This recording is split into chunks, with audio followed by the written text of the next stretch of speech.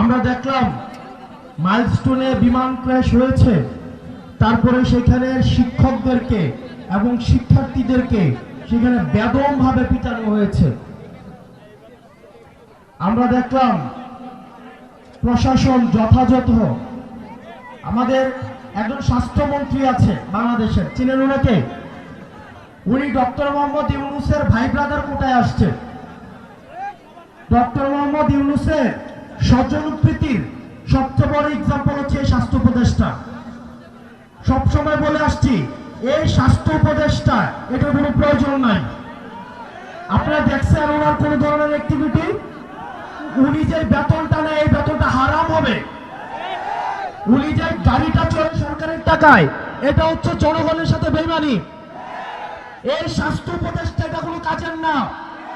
উনি কিচ্ছু বুঝে না, উনি স্বাস্থ্য ব্যবস্থা বুঝে না, উনি চিকিৎসা বুঝে না, উনি ইনস্ট্রুমেন্টাল, ওনার কোনো নলেজ নাই।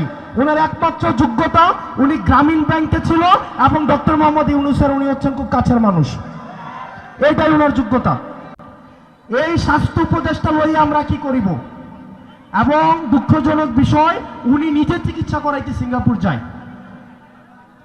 উনি চিকিৎসা করাইতে নিজে সিঙ্গাপুর যায়। এখন আমরা বললে তো হচ্ছে বিড়াল বেজার হয়, আমরা বললে রাগ হয়, রাগ।